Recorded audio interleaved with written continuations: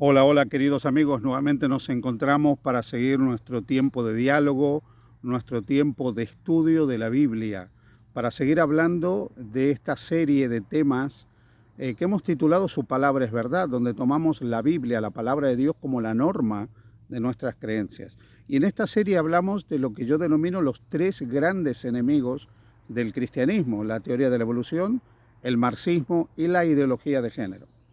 Atrás mío se encuentra la iglesia de San Miguel de Lillo, una iglesia construida quizás antes del siglo IX de la era cristiana, y forma parte de un hermoso conjunto monumental de iglesias que formaba parte de la corte de los reyes que se establecieron en Asturias cuando se formó el reino Astur. Hay una cantidad de monumentos maravillosos aquí.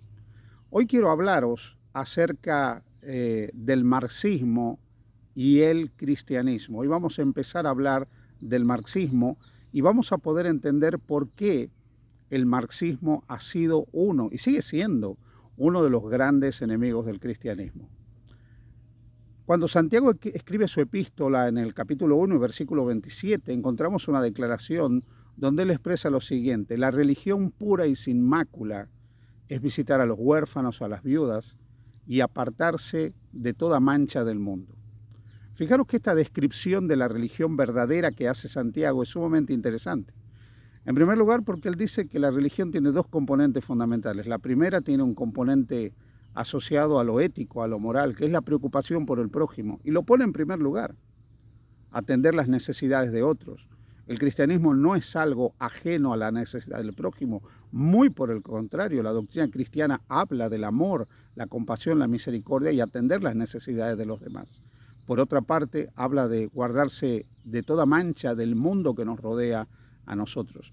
Efectivamente, el aspecto espiritual también juega un factor importante: seguir la voluntad de Dios, andar en sus caminos.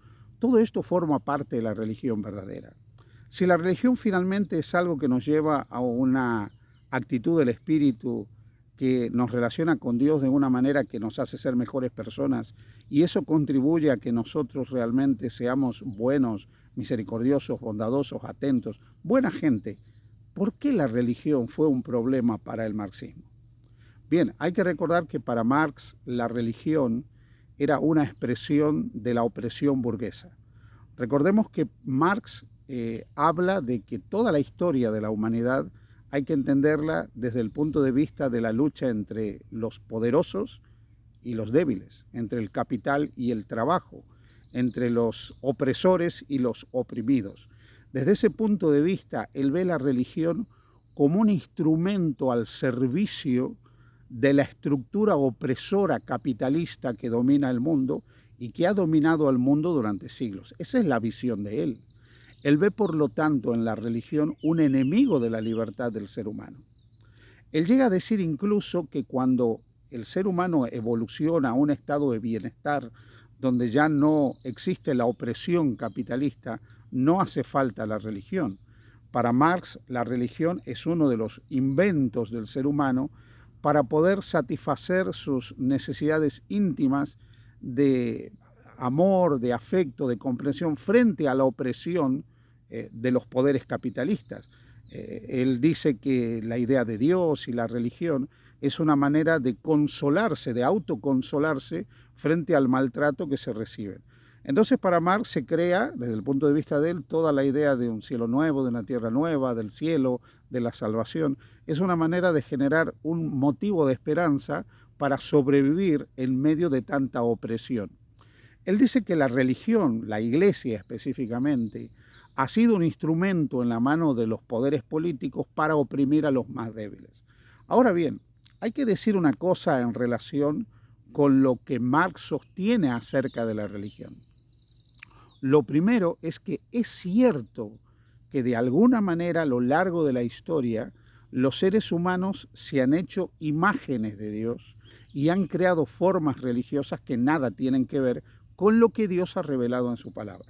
En segundo lugar, también es cierto que a lo largo de la historia los poderes políticos han utilizado el hecho religioso y a la religión para oprimir. Y no es menos cierto también, si queremos añadir un tercer elemento a esto, de que muchas veces los religiosos se han prestado para poder oprimir a otros. Y la religión se ha apoyado en el Estado y el Estado en la religión para lograr fines que a veces eran comunes. Quizás una idea de esto que podría ilustrarlo es lo que ha pasado a través de los siglos en las guerras de religiones. Por ejemplo, nosotros hemos tenido en Irlanda un conflicto permanente entre católicos y protestantes, pero en realidad el problema no es teológico, el problema es político.